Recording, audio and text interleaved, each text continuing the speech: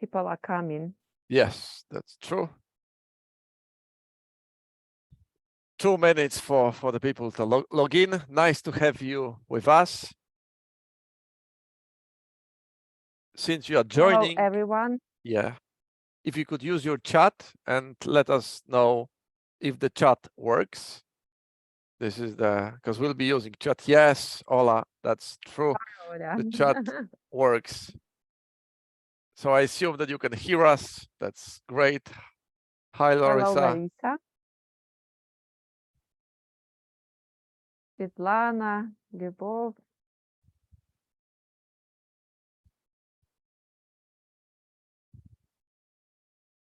Hello, hello. I think that we'll wait for some people to join.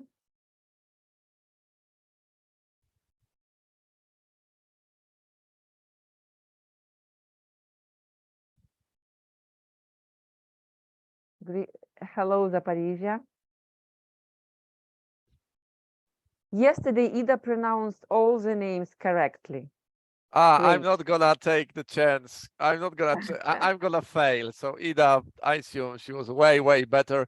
So sorry if I mispronounced someone. Kharkiv, Kherson, hello. And now your turn. Your turn. Right. Hello from Kherson. Kherson. Kherson. Okay. Yeah.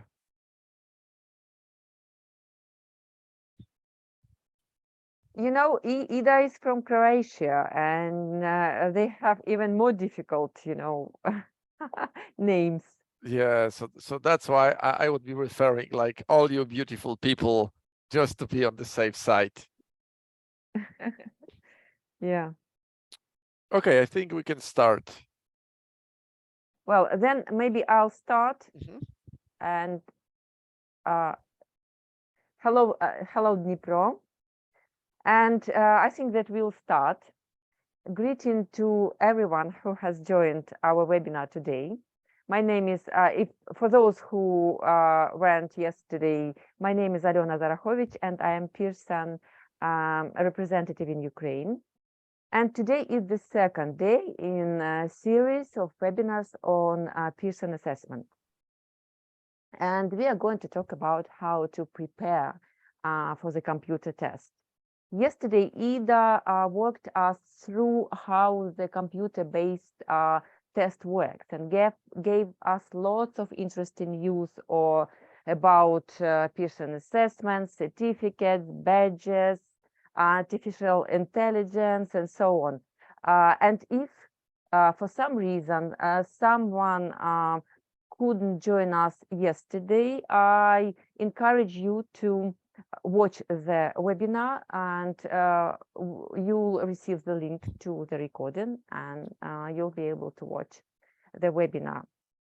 And by the way, I didn't send you one link about artificial intelligence that Ida mentioned yesterday, and maybe I'll do it today. And we also send it to send it you by mail. And now we have the great opportunity to meet our super teacher trainer, Bartek, who I'm sure will bring light to the understanding of how to prepare for a computer-based exam. I've been looking forward to this webinar myself. So I'd like to pass the floor to Bartek. Bartek, over to you. Okay, thanks a lot. Nice to have you here. My name is Bartłomiej Janiak, Bartek, the short version. And greetings from Poland. I'm based in Warsaw. And today is like the webinar on effective exam preparation towards international certificate. My professional background is in coaching and in the positive psychology and the psychology of motivation. So professionally, I deal with what to do to make people have the energy or to make people persevere or to start doing something new. I'm a member of the global training team, and we support various geographies when it comes to initiatives like this. We'll be using chat, so I appreciate that the chat works and that you can hear me. So I'm gonna share the slides, and I hope that you see the slides as well. So this is like effective exam preparation. And before we move on, before we go into this running courses effectively, there is a question I have to you, and you see the question on the slide, and if you could put your reply in the chat box. Okay, what have you been curious about recently? Okay, if you could name the thing that you've been curious about. Something AI, yes, this is I think that one of the top elements right now around the world. People are interested in AI. Okay, thanks a lot, Irina. Anyone else? How to find a lost thing. Yes, curiosity. Great. Nice, Natalie. What else? Of course, the chat implementation for teaching, another hot topic. Exam preparation.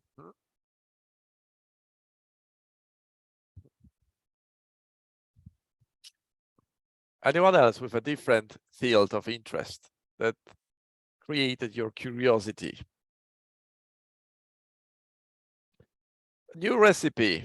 Okay, so trying to discover something new.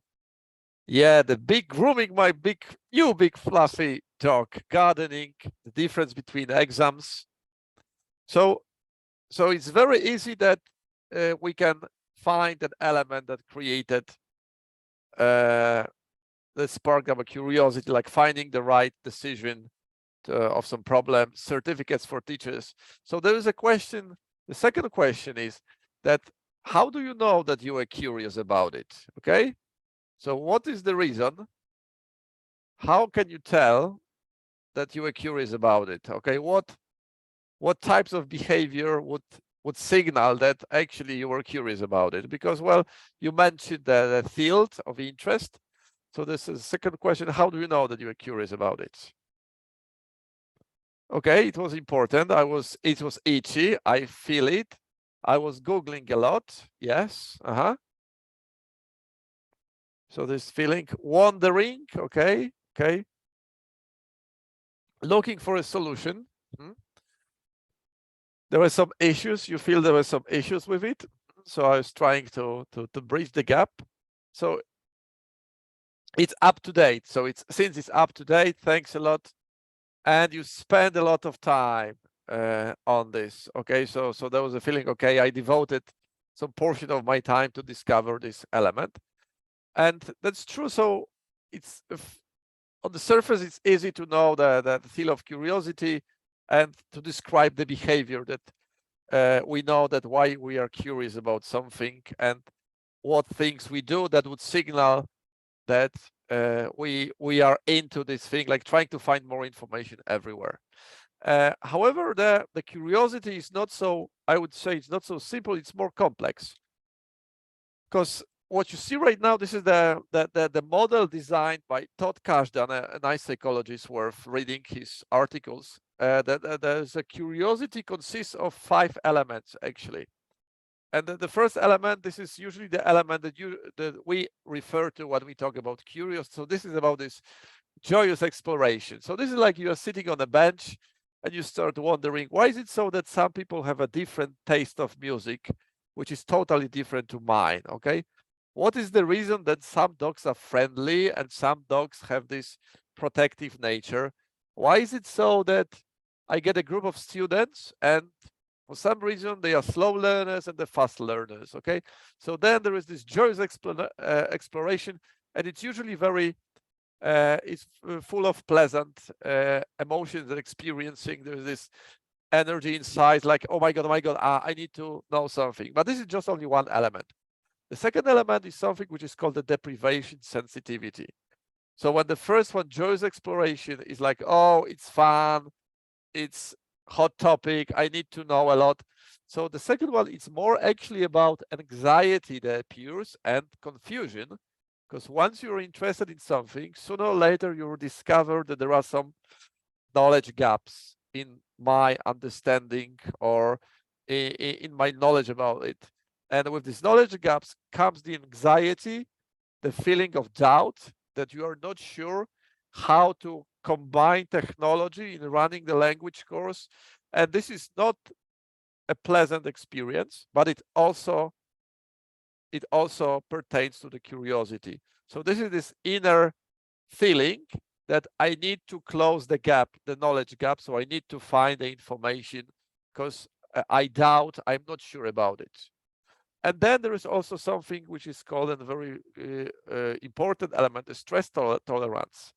Because if you are the person who's interested in how to groom the dog or how to find a solution to a problem, or how about the gardening, as some of you mentioned, if you are unable to cope with the feelings that come out of lack of knowledge about the anxiety, about irritation, sometimes frustration, if you lack the skills, if people lack the skills of how to deal with them, there is a big chance that they will start slowly to move away from this curiosity because they don't want to experience those elements.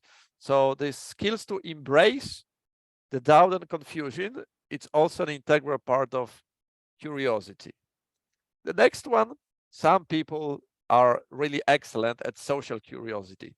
So this is the ability to talk, to observe, and to listen to other people. And there are, of course, two sides of the coin. The first one is like a positive one. So for example, I can contact Aliona, or I can contact Olena or Natalie, and I will say, okay, I know that you are doing something in this area, that you are dancing or that you are gardening or you are reading something, or you are dealing with technology and you're running a really top quality language classes. Can you teach me how to do it? Okay, let's exchange opinions. So this is the way that contributes to the growth. The negative side is about the gossiping and spying on other people without letting them know. Okay, so I feel jealous because you do something in a better way than I do. So I'm not gonna admit it. I'm gonna spy on you. So this one, sooner or later, will be very detrimental to the development. But the first one, like observing, talking, this is something which is proven to help to enhance curiosity. And the last one is about thrill seeking. So this is about the willingness to take risks. For example, to sacrifice a portion of my private time to study something that I'm not sure about. And I know that I will sacrifice some of the evenings, for example, because I want to discover the elements. And I will spend less time with a friend of mine, but I will make up for the losses. So the curiosity at the very beginning seems like becoming interested in something, but please remember that there are several other elements which consist of curiosity. And why am I saying it? Because since we are dealing with international certificate, and so for some of you, it might be the new element, the computer-based test. And once you feel that you're curious about something, just be okay with the fact that sooner or later you will learn something. Okay, there is some element that I don't know. I'm not sure how to incorporate it in my teaching reality. And it's also okay. It's not a sign that curiosity is over. It's the sign that curiosity consists of all those elements, including exploration, talking with other people, attending the webinar, searching for the mentors, or getting feedback from the fellow teachers. But it's also about an anxiety and a confusion and just trying to bridge the gap in between.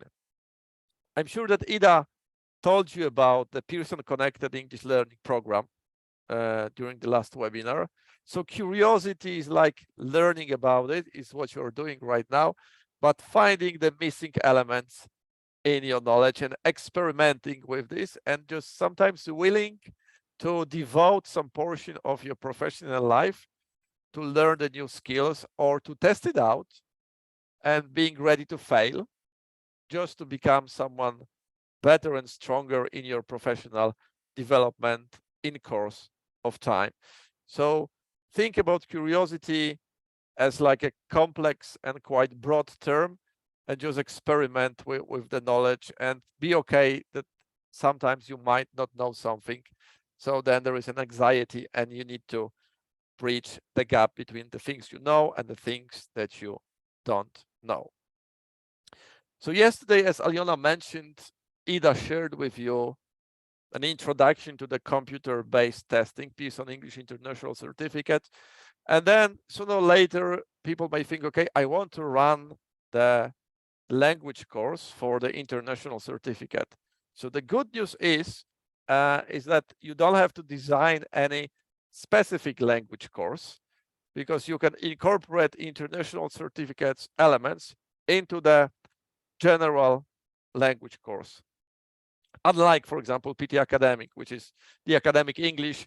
So then you need to be very specific about the language, about the materials, about the item types. When it comes to the international certificate, you can work with your general English language course book that you are using right now, and you can incorporate the elements about the international certificate within the teaching program. So this is the first bit of information. And of course, if you are the public teacher or the private teacher or a mixed one, when you design the elements, these are the basic that, well, you need to know the course duration. If it's like a standard language course, like for full semesters from A1 till C1, you need to make a decision about the courseware, whether you'll be using the paper books or whether you'll be using the ebooks, because, for example, you'll be delivering online. The curriculum design usually is like comes with the notes with the teacher's pack about the number of students, whether it's a group, individual, per students, depending on teachers around the world. They have if they work for large institutions, it's more or less fixed. When they go for the private tuition, they have a chance to design their own teaching program and the delivery mode, okay, which is like a teacher-led, the face-to-face physical classroom, which is the online reality. So I'm gonna be using one of the internet presentation platforms. And about the cost, of course, when it comes to the private tuition. But at the very beginning, across all international certificates and across all the exam, I'm sure that you will agree, this is about the familiarity with the international certificate, which should be given priority when it comes to designing and leading the preparation course. And of course, Ida mentioned to you that we do have the clickable demo. So this is the demo, which is for free, and you can log in and you can go through all the item types and see how they work, how they look. And this is something that should be included in the preparation course.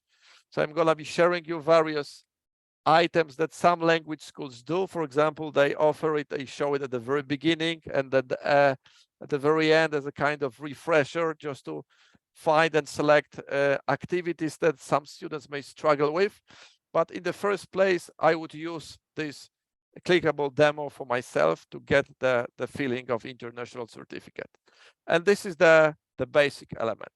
The second element, if I were to run the course, and if I were to prepare students for international certificate using the courses I'm already doing, it might be not so bad idea to either to talk with the institution that you work for, or just to devote something on your side just to take the exam yourself, just to get the experience. It will immensely change the way you see computer-based exams, especially as you probably know from yesterday, that there is a chance to take the test from home. So it's very important when you'll be dealing with your candidates to mentor them on how to transform the flat or the room into the examination room, because either they can take it at the test center or they can take it from home, but there are very specific requirements because they need to transform the room they sit in the exam room. So it's worth following the protocol. So that's why having the experience of taking the tests yourself, once it gives you the opportunity for the professional development, because you will get international certificate. But from the teacher's side, you'll gain more confidence when you'll engage in the conversation with your students about the international certificate. So either the clickable demo or the total immersion by taking the exam and just filling the exam as you are the test taker. Okay. In the preparation course, it's no brainer. It's not a rocket science that there are several elements that you need to match the level of your students. You need to track the progress of your students throughout the course. They need to be aware that the course will finish with the international certificate, that they are learning the language skills that would allow them to become someone better and to function more professionally in their life, that they will be willing to land a better job. So there needs to be the quality behind. So it's not only about exam for the sake of taking an exam, but getting this international certificate for achieving something bigger and greater and having this extra door open because of the fact that you get this international certificate. So this is about the honest conversation with your candidates. What is the reason I'm offering the preparation course, or what is the reason that you think you want to take international certificate? What is behind it? So this is like opening section. And then, as you probably know, there is a level test just to match the student to the appropriate level, because there's no worse situation when you have the mixed ability classes and you've got B1 students, intermediate, and for some reason you get A2 students, and then there is a tension because some of them are struggling too much. For the other group, the material is way easy, and then you try to juggle the materials to combine those elements. Okay. And since you I'm sure you deal with your students, and there is a question to you: who are your students? Okay, if you could use the chat and put a reply in the chat. Who are your students? You can put any information that you want about their age, their profession, their interests, adults, what do they like doing, teenagers, okay, teens, young adults, school students, kids. Okay, so what do they like doing? What topics are of their of interest to them?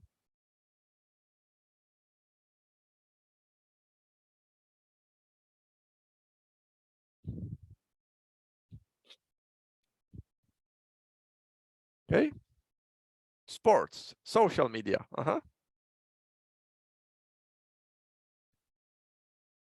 Looking for a job.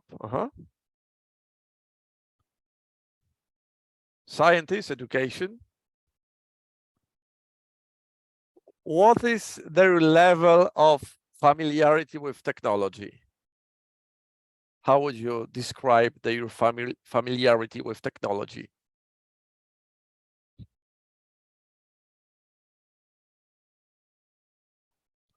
Irina, above average. Thanks a lot. Quite good. High. Average. Thanks a lot. So have a look at this table and just see about the description designed. It was quite fresh, 2020, about different generations. And in most cases, the people that you mentioned, looking at the date of birth, you'll be dealing with the digital natives 2.0, or maybe some of them will be the digital native 1.0. Okay, so have a look at the table about the names, especially the thing about the characteristics and about the technology. Okay, so this is the description of the people that come to your classes. Okay, so the multitaskers, they are high on interactivity, and well, the news sharing via the internet, there is a high stress on the digital image, and technology is like a very strongly rooted element of their reality. It's not like for digital immigrants, it's something extra that came to life and it's not part of my reality. Looking about the digital natives, starting with the digital natives, the first group, and the digital natives 2.0, we don't talk about the separate realities, that there is a real world and the artificial world. They are just inextricably linked. Then this is when you say, could you describe your reality? For them, this is the part of their reality. So this is the third thing to know, that we are dealing with people who say that this is not something unique or special. This is part of our existence. And just further description of how do digital natives behave. Sometimes they refer like a post-email generation, because they no longer use emails. They prefer internet communicators like chat, WhatsApp, whereby Messenger. The finances are usually paid via the internet. The internet dating, well, it's no wonder that it's also in this private era. There's a constant, some of psychologists refer it as a constant reality show.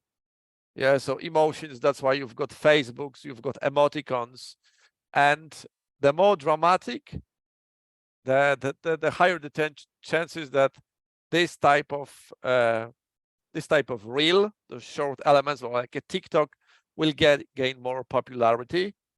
And there are no boundaries. When there is no internet, then there is a situation when the reality is different. Okay, so it's not like they can function without the internet. Yes, they can, but being as a part of their nature, that they need to have access to the technology. And just I put an icon of a scale. Is like, because of our role of educators and tutor, is to moderate and to balance this element. To use the technology is the same as with a spoon. Either you can use the spoon to eat a soup, or you can use a spoon to open the door, or you can use a spoon to attack someone. Yeah. So this is a matter of choice, how we use the technology, how we use artificial intelligence, and how we use chat, AI chat that some of you mentioned in the education protocols, because it's possible to use chat in the education just to enrich the learning process. And knowing those elements, then there is a research that we did that we know that learners thrive in environments which are comfortable and familiar. Would you agree or disagree that you need element of comfort and element of familiarity so that your learners can grow and can develop?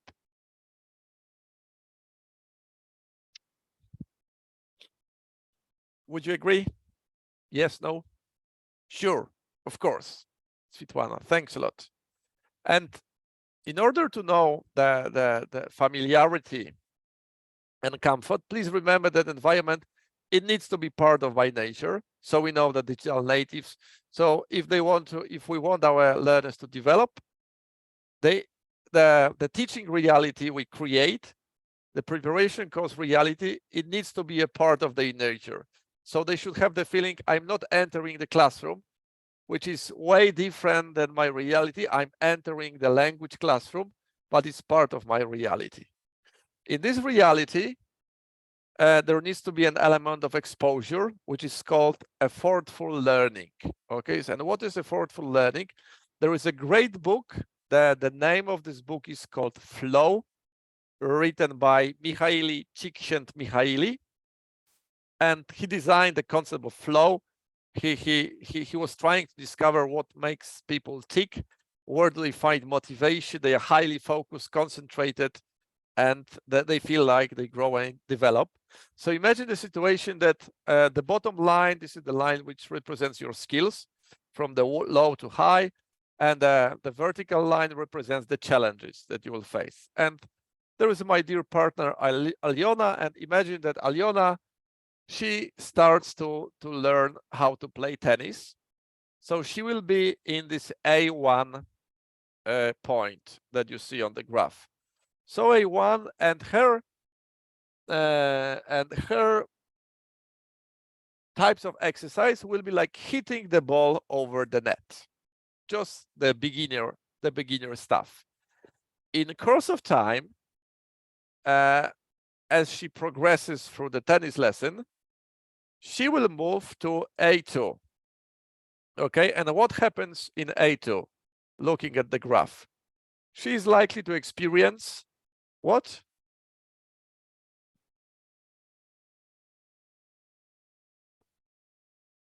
Because she will be getting better and better. So she will move from A1 to A2. So well, her skills will develop. So what is the feeling that she's likely to experience in the A2 point? And it's written on the graph. She's likely to experience boredom. That's true, because she will develop, she'll become more and more proficient. The level of and she'll be just hitting the ball over a net over and over again. And she will eventually get bored because her skills will be too high and the challenge will be too low. So what does she need to do to go to A4? So she needs to go up, okay? So what does she need to do to get back to this flow channel?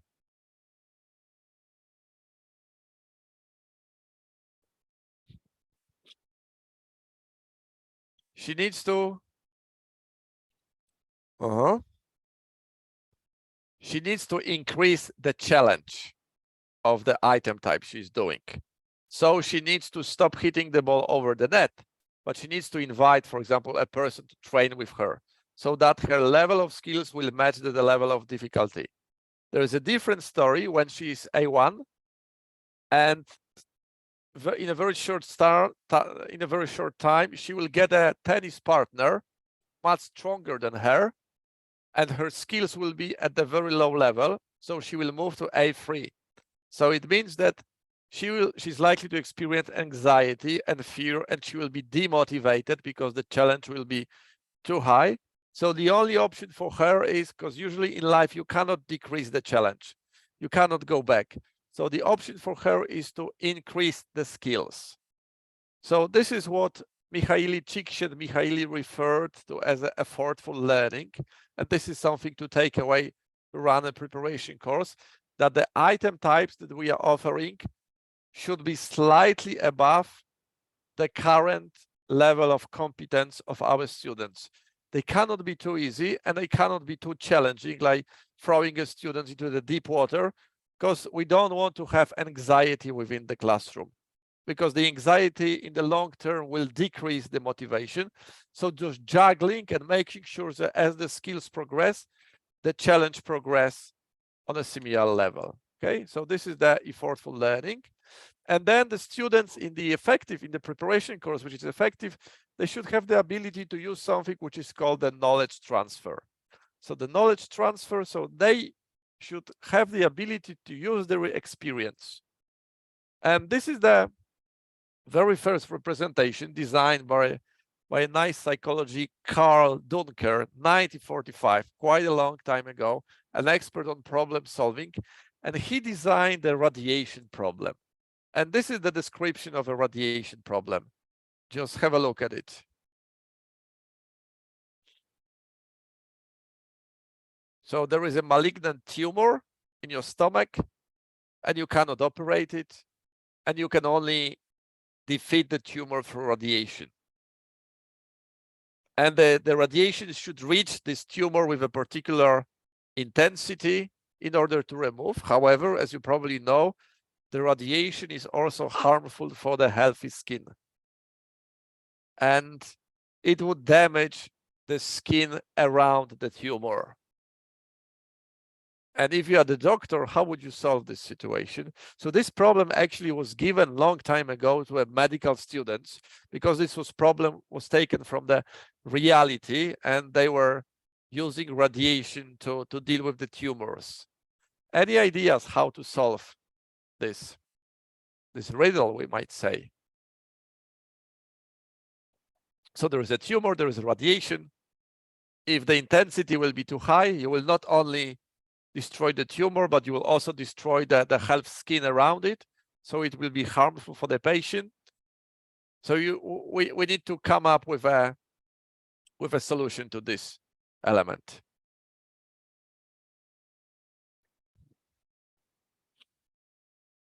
Channeling. channeled radiation, okay. When this problem was given and it was replicated among various test groups, usually 10% of people taking part in the experiments came up with the appropriate solution. But then there were some interventions done and the level of correct responses would rise up to the 75%. So quite a lot, okay? So this is the radiation problem. So there is a patient, and in order to do it effectively, to remove the tumor and then apply the radiation, yeah, the instruction says that you cannot operate the tumor, okay? You can be only done for the radiation. The solution to this problem is just to separate the intensity of the radiation, just to point several rays of radiation. Each of the ray, each of this beam of radiation is small in intensity, so that individual radiation line cannot harm the skin. However, when they penetrate the skin and they accumulate in the tumor, then they reach appropriate amount of intensity to destroy the tumor, at the same time keeping the skin in a perfect shape. And actually this was the true medical solution, how to deal with tumor without damaging the skin. Okay, so only 10% of people usually create this solution. However, some groups are given a pre-tasks that they are given an instruction to do before, and the instruction is they are given the source problem, the general problem, and the problem could look like this: that imagine that you are living in the medieval times, you are the trader, and you want to sell your goods in the market, which is located in the very center of a castle, and you're a bit late. And if you put all your goods on the cart and you try to push it through only one gate, the gate will be blocked and you will not reach your market in time. So you need to create a solution to this problem. And of course, the solution is easy because there is a graphic representation. It's like people say, oh, that's obvious. I need to separate my goods into a separate parcels and to deliver them at the same time through different gates to the city, so that all my materials reach the market in time and I will not block any of the gates.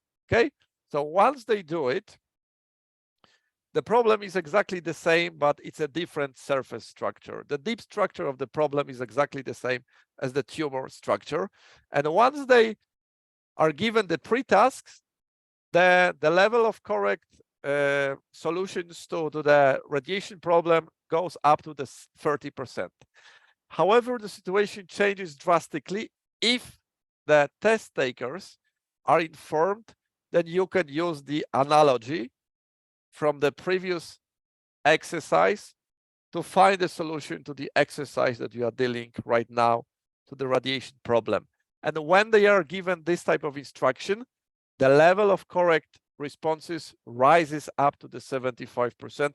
So this is drastic difference between 10% and the 75%. Okay. Another example is like candidates were given, they had to come up with a number. They have to calculate something.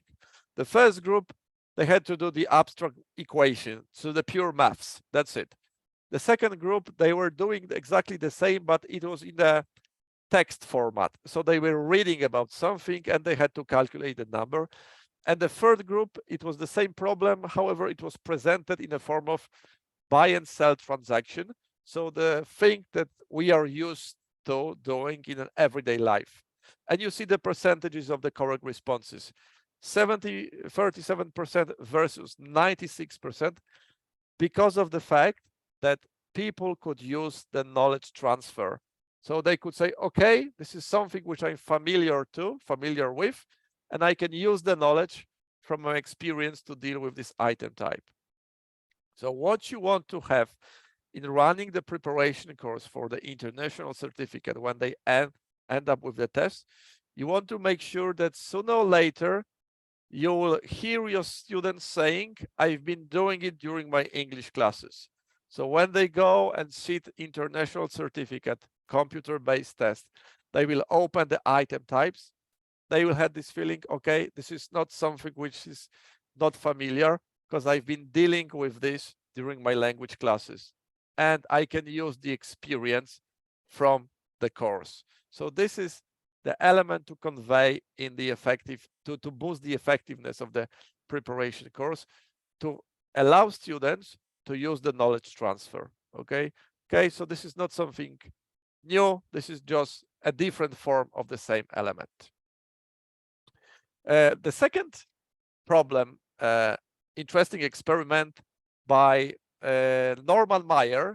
He designed something which is called two strings problem experiment, a really interesting experiment. So this is, as you see, the photograph. So this is exactly the experiment. There are two ropes hanging from the ceiling, and the instruction is to tie the ropes together. Okay.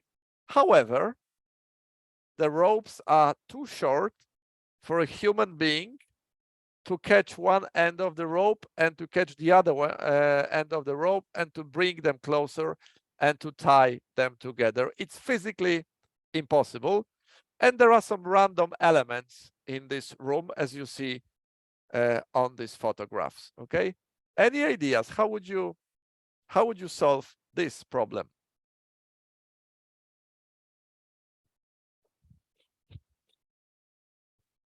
The two strings problem, two strings experiment. How would you tie the two ropes together when it's physically impossible for you to hold one rope and to reach for the other rope at the same time?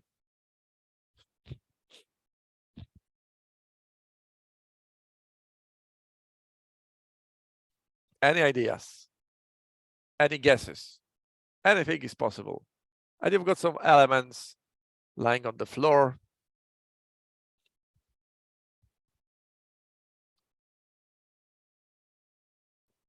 Oh yes, Irina, use the chair to tie a pendulum to the rope. That's true. Okay, chair will not serve it because it's been designed like this that you cannot use the chair. Well, the chair will not work. However, you would use the tool, yes. So usually in the experiment room, there is a pillars or a heavy hammer, and the instruction is that you need to tie a hammer to the second rope, and just you swing the rope so that the rope with a hammer will reach you, and then you'll be able to catch two of them. So it represents two problems. The first one is, which is called functional fixedness. So it means it's our inability to use an object in a different way than the way we are normally using it. So for example, hammer is for hammering, it's not a pendulum. A book is only a book. You cannot teach from paper book to the computer reality because we don't see this functionality. So this is the functional fixedness. And the second one, this is a problem that usually people think that I need to bring myself closer to the second rope instead of thinking that I need to make the other rope closer to me. And this functional fixedness usually prevents the unusual and the effective approach to the different teachings in the various preparation courses. So what you see right now is you've got the item types that candidates will see on the international certificate exams. Okay, just read through them, and if you could type, is there anything your candidates that your candidates might not be familiar with? Any item type they would say, okay, they are not familiar with.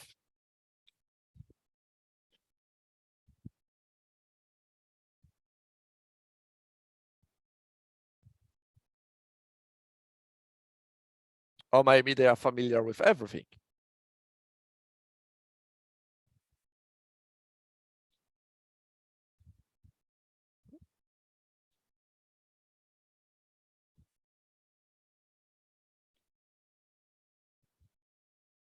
So, do they know all the item types? All seem familiar. Yes, that's true, because this is something that I told you. You don't have to design a specific preparation course, because you can use the general English course books and just to include the elements of the different activities. There are several elements that, from my experience, in standard language classroom, they don't appear quite often, but since they are item types, it means that they should be included in the preparation course. So there's a read aloud, listen and repeat, listen and read, listen and write, and read and write. So I'm gonna go through these activities quite in brief. So you've got listen and read, listen and repeat. So you've got the recording, and you need to repeat the sentence exactly as you hear it. And you will hear the sentence once only. So with your knowledge, with your experience, with the course book that you are using right now in some of your classes, can you tell me if there is a possibility for you to use these course books to train for this type of item? Even if the instruction of this activity is different?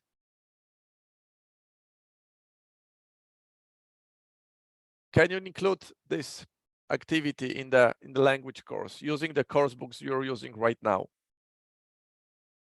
Yes, of course you can, because what you can do, you can design several activities. The very easy one is like you take any listening from the course book and you just play and pause. That's it. Depending on the level, starting with A1 and ending with C1, you increase the difficulty, you increase you increase the length.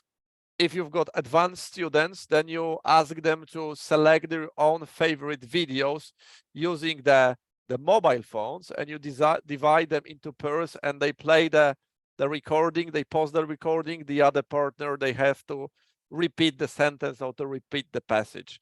Okay, telephone game, very famous, very easy one. You divide the class into the two groups, 6 people standing in the row, the person facing the board, the other person is on the other side, and you whisper the sentence to the first person, and they do the telephone. They need to whisper exactly the same sentence, and the final person write the sentence on the board. The winning group gets a point. Or a back-to-back interview, a very easy one, because when you listen, you don't see the facial expression. So you get students sitting back to back. You design an activity like interview. One of them is applying for a job. Just you monitor the vocabulary, and they need to create an interview. They need to talk, create a role play without seeing each other's faces. Okay, but the very easy element, you just play and pause any listening from any course book as a way of training for this particular item type. Then you've got listening and reading. So there is a hotspot. So you listen to a recording, and you need to click the word in the text that are different from what you hear.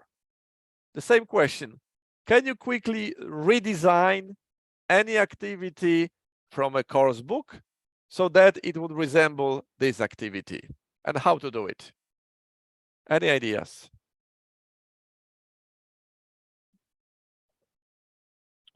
So they will have to read a text, and they will need to click or underline the word that is different.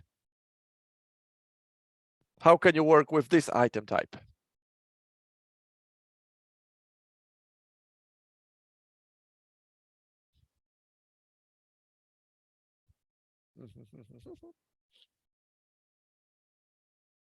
Well, the easy solution, just you work with the TypeScripts, which are usually at the end. Or if you are using the digital version, it's so easy because the TypeScripts come in the PDF and the Word document, if you're using Pearson English Portal, for example. So you take any listening script in the Word document, depending on the level, like A1 or B1, you take the reading, you spend a minute before the listening type, you just remove the word and put the word, a different word there, which sounds in a similar format, preferably. or so that the sentence makes logical sense. You just put the text on the projector on the screen, and you play the recording, and you ask students to note down or to underline or to shout when they hear the word which is different. Okay, this is the very easy. How can you convert any listening activity into the listen and read for the hotspots? There's a group reading activity, because in this activity they need to follow exactly the listening with a cursor, with the mouse, so that they need to click on the word that is different. So how you do it? You introduce, for example, the group reading activity. You inform that several people will be reading the same text aloud. And usually, normally what we do is like the second person starts reading when a sentence finishes. You can increase the difficulty and say that you will be shouting a name of another person, and this person needs to start reading immediately when you shout out their name. And what you do is you do it halfway sentence, so that you train your students that they need to follow the words exactly as the speaker reads the sentence, following using the same speed. So when they get a chance to read aloud, they would know the word to start with. So this is how you train for following the reading activity. Or the story writing, like you ask them to write a story, you take any story, and then you ask them to read the story to another person, and then they need to enhance the story. For example, they need to rebuild the story, they need to add a different word, paraphrasing, just to build out the vocabulary. So these are just inspirations how to train for this activity. Listening and writing dictation. Okay, I really like it, and I've never done it in my general language courses that I did in the past, but it's also super easy. Instead of answering questions, you just play the part of the text and you just ask them to write down what they've just heard. Okay, depending on the level, you could allow them the functionality. You could ask them to say stop, to rewind if you speak too fast, and they can say play if they are ready, so that you can move on with reading the text further. Okay, the gap fill activity, the same, easy. You take the reading from the language course book. Usually there are some gap fill activities, and then either you play the recording or you read the text yourself, and then you read the words that they need to complete the text with. Or the running dictation. This is a nice physical activity, because you've got the runners and the writers, and a short piece of text somewhere on the board. The writers are on the opposite side of the classroom. The instruction is you ask the runners to read the text. They need to run to the writer. They need to remember as much as possible, and they need to dictate the text to the writer. The writer needs to write it down. If they forget something, they need to run back, read it again, come back, dictate it again, and the winning group is the group with the correct text. Okay, depending on the level, it can be very short text, or it could be very complex text if you're dealing with the advanced students. Okay, reading aloud, just you have the text, and after the beep you need to read aloud in a clear voice. So this is especially for the low levels learners. This is about the confidence. So you can start by asking them how to read aloud the menu in a restaurant, to read aloud the short advertisements, to read aloud the mini text, to read aloud and record themselves on the phone, on WhatsApp, for example, and they can listen to themselves once they've done the recording, just to make them feel accustomed to this element of reading aloud. Any language course books, any text, the instruction, the simple activity can be easily converted into the read aloud section. And in the computer-based test, they are dealing with 6 item types of this type in a row. Okay, so it's good to work with them that they will have to do it several times. So it's not only one read aloud section and then you do something completely different. It's about making sure that once you work with read aloud, you do several activities within within one slot so that it will build their staminas for this item type. Okay, and the final one, something which is maybe it's not unfamiliar, but this is like reading and writing. So it's like writing a summary of the text you've just read, and after the 30 seconds the passage will disappear. So this is the point. So in this element, when you are dealing with the language course book, so the passage disappear, a simple form, if you are using the projector and the screen, you can use the curtain to cover the text after the 30 seconds. If they're using the standard course books, you can ask them to cover the text, period. No rocket science. And this is exactly the item type that they will be using they will be doing in the international certificate. In this item type, please Google mnemonic techniques, no shortage of alternatives, how to increase students' memory, how to convert words into objects, how to build a mental story so that they would remember the passage that they've just read. Paraphrasing, advanced students, good activity, just create a sentence and ask them using the dictionaries to paraphrase the sentence, just to create a different version of the same element, because this item type is not about recreating exactly what you've just heard. It's like copying 01, but it's about paraphrasing and providing a summary of the text. The join the club game for the low levels, just you use the words that your students learned in previous lessons, and then you ask them to put the words into practice to design a correct sentence, and every person with a correct sentence could get a point, and you can score them in your individual digital notebook. And by the end of a month or a 2 or 3 week period, the winning person could get a small prize. Okay, so it's just about training the memory and training them how to recreate the passage within the training program, so that when they take international certificate, they would say, okay, this is something I've been doing in my language classes, so it's not something new. Okay, and the things that I've discussed those item types descriptions, there is an international certificate test tips guide which is available on the website for you to download, or you can contact I assume Aliona, and she will share the documents with you, and you'll have description of all those item types that I talk about, and the one that I missed, but usually the one that I skipped are very often met in any language course book. Okay, and this is the summary, because this is what Ida told you yesterday. Apart from a standard language course book, you've got the readiness test. So this is if you want to check if your candidate is ready for the international certificate. So I call it the confidence booster or a confidence timer, because you can build the confidence saying, okay, you are green and you can take international certificate, or you, as a looking at the result, you can say, okay, it's not the best time for you to take the international certificate.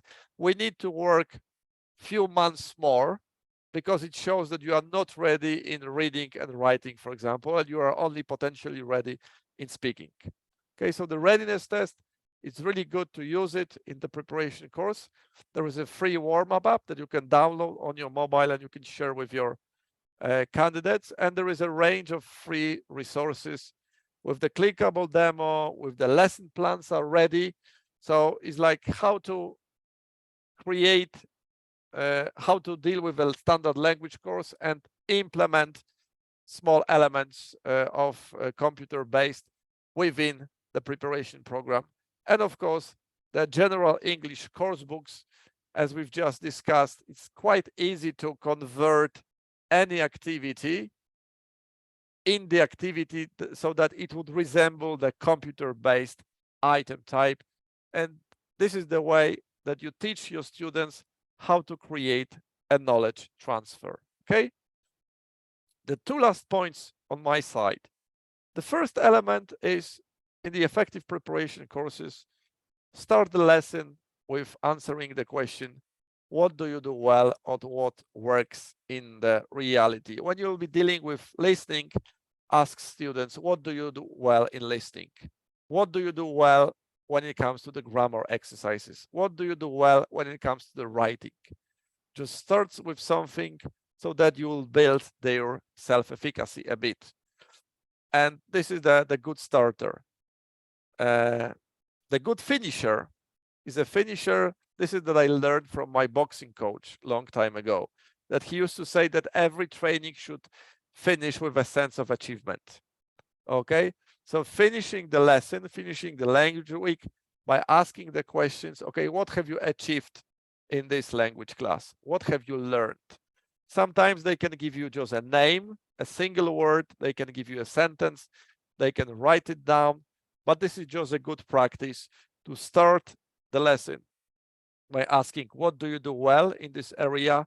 And finishing the lesson by asking, actually, what have you learned in this class? Okay, instead of saying, okay, your homework, page 22, see you next Wednesday. Okay, just as designing extra 5 minutes for the sentence to finish the lesson with a sense of achievement. Okay, so putting things all together. Remember about curiosity, becoming curious about something. It's not only about positive emotion, it's also about anxiety, stress tolerance, talking with other people. Please remember that the learning environment should be the environment that is familiar to students. When they are exposed to something slightly above their current level of competence, okay, when they can use the knowledge transfer, so they can use their own previous experience to deal with the current problems. When they have emotional agreement that, yes, I'm okay with taking the test, pay attention to the functional fixedness, okay, that once you deal with the book and the instruction in the book says A to Z, and you say, okay, so I cannot redesign the instruction because the instruction is written. Yes, you can redesign the instruction to match any activity from the computer-based test. Make sure to start a lesson by a positive term, like what do you do well, what works in this particular language grammar, and finish the lesson with a sense of achievement. What have you learned? What is your takeaway? And what did you manage to achieve during this period of time? Okay, so this is the summary. Please remember that, as I think Ida mentioned last time, that right now we are approaching the third webinar in the Teacher Training Academy, and the third webinar happening in the 5th of May is gonna be about developing speaking skills by Camille Pertrick towards computer-based international certificate. There are the session planned through the whole year of 2023, so feel free to register for the session, and as you will get quite precise information how can you work with the particular skills and how to develop yourself professionally as a teacher running the effective preparation course. Okay, so that would be all when it comes to the meeting. And the question to you, what is your takeaway from this webinar? If you could use your chat. What is your takeaway? A single sentence, a single word, a single inspiration. If you could use your chat